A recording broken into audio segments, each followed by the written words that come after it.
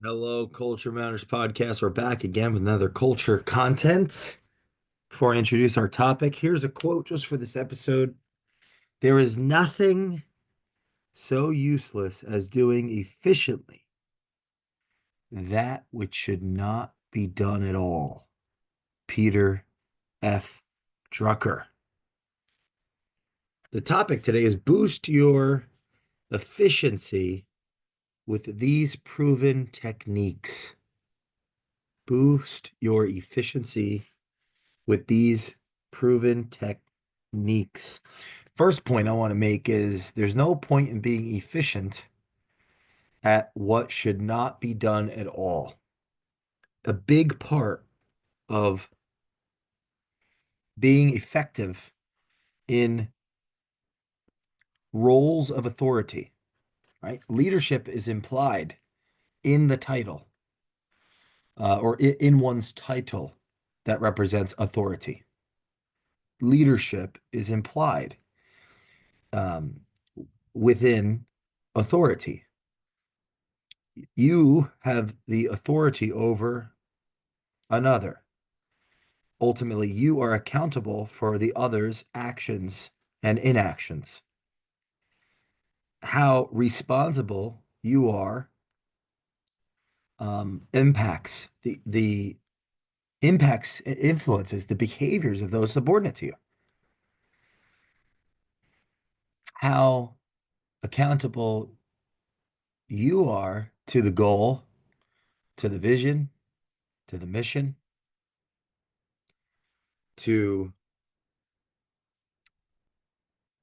the relationship between yourself and those authorities above you in rank, um, influences not only the results, but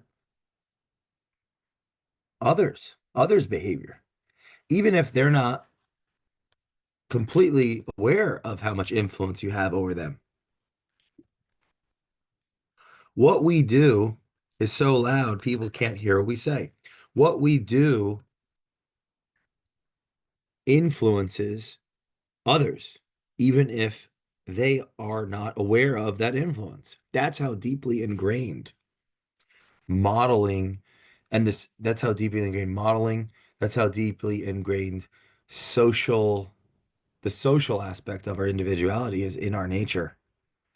That people influence our lives, even people we don't like, we don't even recognize how much influence they have and have had in our lives.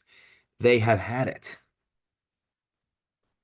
Before we're going to talk about inefficiency, boosting efficiency, we want to be, I think it's important to talk about effectiveness. It doesn't make sense to make something more efficient that shouldn't be done at all. And a big part of management, a big part of management's job is deciding, determining, discerning, cutting through, cutting off what should and should not be done. That's why you hear accountability, accountability, accountability. But when you hear accountability, accountability, accountability, I want you to think honesty, honesty, honesty, or an absence, or omission, omission, omission. An absence of direct communication leads to, over time, a maelstrom of verbalizing accountability. Maelstrom, is that even the right word? Where the hell did I come up with that? Maelstrom. A powerful whirlpool in the sea of river. Yeah, that is exactly what I was trying to say. A maelstrom is a powerful whirlpool in the sea or a river, vortex, swirl, whirlpool. Maelstrom, exactly. When conflict is avoided, conflict multiplies, as Peterson would say. Conflict is avoided over time, or another way of putting it, direct communication avoided over time leads to more conflict, more direct communication needed because reality distorts, bends, it becomes unclear of what is actually real and what isn't. More communication is needed to make up for the loss. It's like that's why losing money in investing is so, as Buffett would say, rule one of investing is don't lose money. Rule two is refer back to rule one because it takes that much more of a return to make up for the loss. So a big part of investing is just not losing money. A big part of investing is just saying no and doing nothing. A big part of management is becoming clear on what should not be done. So if we're going to have a conversation around efficiency, we need to have a conversation around effectiveness. And we're going to have a conversation around effectiveness. We need to have a conversation around vision and mission. We're going to have a conversation around vision and mission. We need to have a conversation around purpose. If we're going to have a conversation around purpose, we need to have a conversation around product. If we're going to have a conversation around product, we need to have a conversation around customer. If we're going to have a conversation around customer, we need to understand what we do, why we do it, who it, who it serves, how, where are they, how do we reach them, how do we mess that up, how do we mess up reach, how do we not deliver, who's not our customer, what do we not do, why do we not do that. Boost your efficiency with these proven techniques. It doesn't matter if we're not sure of what we are or are not supposed to be doing. If we're going to have a conversation on efficiency, we need to have a conversation on effectiveness. If we're going to have a conversation on effectiveness, we need to know what we're not doing. And to know what we're not doing, we need to think. And to think, we need to speak. And to speak, we have to be integrated, of integrity. And to be of integrity, we have to have courage, but have courage. We if to have courage, courage will be a consequence of competence. Competence without courage is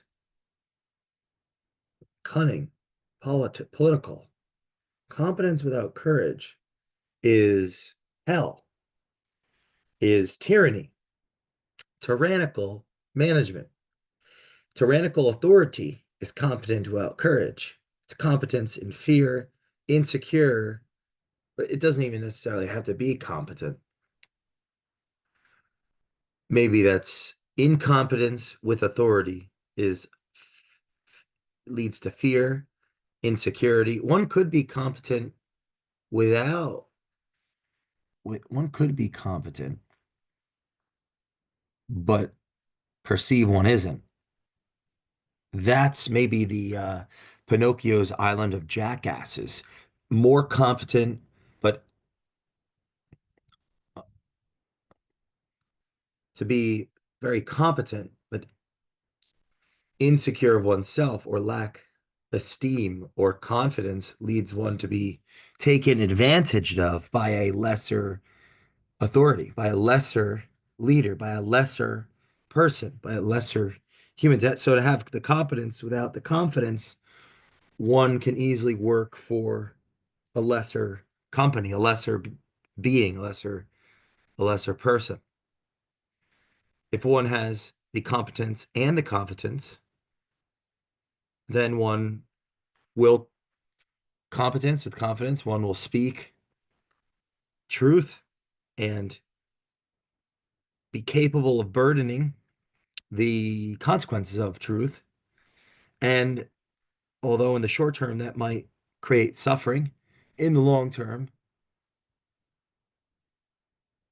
maybe one will rise to the highest of their potential. What the hell does this have to do with boost your efficiency with proven techniques? Because it doesn't matter. It doesn't matter to boost your efficiency with techniques if you're not if you're making something ineffective more efficient.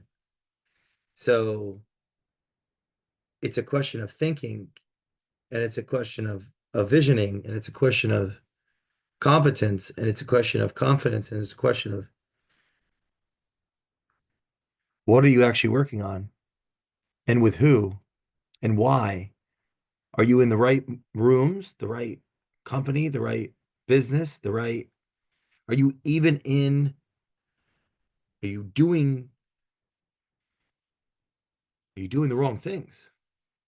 Where are you putting your energy? Where are you getting a return on investment? I could go through this list here, 2 water bottles, drink 2 water bottles in the morning. I go through this exercise myself, and this is so important in self-awareness and to self-develop. You've got to, the environment plays a role in that.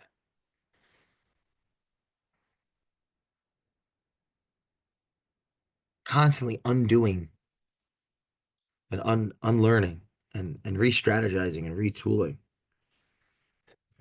I could go through this whole list, 2 water bottles, 4 coffee. How do you boost your efficiency with proven techniques? Calls while on the treadmill, push-ups before meetings, read before 8 a.m., academy, college after 8 p.m., do the uh, activities that produce a direct financial return between 8 a.m. and 8 p.m. Sacrifice important things. I will sacrifice things that I enjoy. I'll give them up. I won't do them. And I get energy from that. It's like an anchor. I create anchor. I'm not going to watch a movie until we accomplish X, or I'm giving up X until we get Y. I'm giving something up. I get energy from that. That might unmotivate somebody else, but to me, sacrificing things gives me energy. Bring a book everywhere I go. We're talking about efficiency. Like I'm obviously using me as a personal example here. Bringing a book everywhere I go has lowered the amount that I look at these social platforms, which these social platforms have enabled our company to grow. You got speaking engagements and met with, inevitable client partners, putting out this content, but the diminishing return of being on social media, even if one is a creator, is that over time, without being aware of it, the self-deception that creeps in, the creator becomes the consumer. The more one creates, it actually consumes us from the inside out. Before you know it, you, me, anybody is watching and commenting and every single thing, and the system, and then you're getting paid, you're making money, you're building a business, and it's eating you from the inside out, not even the outside in. At least a consumer, it's like the outside in. I'm not contributing anything. I'm just, or it's relative how much the contribution is, but I guess, right, someone that isn't putting out content but is commenting on things or giving their attention is consuming, but their consumption, your consumption of this podcast, you're participating in the creation of this show by consuming it, by giving your attention. You are participating in the creation. It's eating you from the outside in. I would say it's eating me from the inside out as the creator. It's eating, it's feeding this, it. What is this? It's chaos. Chaos is eating, right? Something we cannot see protects us from something we do not understand. The thing we cannot see is culture in its intrapsychic or internal manifestation. The thing we do not understand is the chaos that gave rise to culture. So the thing we don't understand that gave rise to culture is whatever is impelling us, impelling you to listen to this and impelling me to create this. Culture protects us from that thing we don't understand. It's the walled garden. There's a hole in it. We think the wall. That's the secret here. We think the wall is up, but there's a trap door, and that trap door is social media. It's infecting the garden from the inside out. The walls are up. The walls are bigger than they ever were. They're more powerful than they ever were. But The garden, there's something in the garden. The serpent is in the garden and it's telling us to eat the fruit. And we're eating it. We're eating it like crazy. Who you work with matters. Reading and listening to audiobooks are different experiences and they both have utility. Obviously, listening to audiobooks is something that can be done while doing other things. Physically reading is something that must be mastered. And to master it, there must be a habit. And for it to be a habit, there must be sacrifice because you can't do other things while you do it, which is a tremendously powerful thing that's been powerful thousands of years. And it's going to be maybe more powerful in the future, not less, because of how few human beings will do it. As a consequence of something we cannot see protects us from something we do not understand. The thing we cannot see is culture and its intrapsychic or internal manifestation. The thing we do not understand is the chaos that gave rise to culture. If the structure of culture is disrupted unwittingly, chaos returns. We will do anything to defend ourselves against that return. We'll lie to ourselves. We'll build walled gardens. We'll start wars. We'll adopt ideologies that make no sense, that rob us of our humanity. We'll do anything to defend ourselves against that return. And that's why that return will occur. Prepare, prepare, prepare. Preparation boosts my efficiency. Marry up and marry well. Our partner, life partner, husband, wife, whatever, is a reflection of our individuality, a feedback loop for individuality. It's a feedback loop. They are a feedback loop. What's working, what's not working. It's like sales and ops, feedback, feedback, feedback. What's the product? The product is the character. The customer is the child, which is also shaping the organization, shaping the relationship, shaping the CEO, the COO, the CFO, the yada, yada, yada. Feedback loops. Marrying well makes us more efficient or less. Hire talent and smart. Yeah, who we hire, why, and how we work with them makes us more efficient or not. That's all I have for efficiency, but I hope that the takeaway here is that it doesn't make much sense to make things more efficient that aren't effective in the first place. And of course, there was a bigger conversation about our society and our culture and our species as it relates to social media. It's interesting. Social media. If humans are social, we're social by nature. Human media, media is a projection, though. Media isn't isn't the actuality. Social media, human, human projection. Social media. What if social media alienates us on another level, akin to what capitalism does, but on an even deeper ideological level or identity in an identity context? And that's partly what's causing this global disruption of identity and cultural misalignment. For more episodes, culture content, please leave us a review on the Culture Matters podcast. Share this, and I'll do more of these.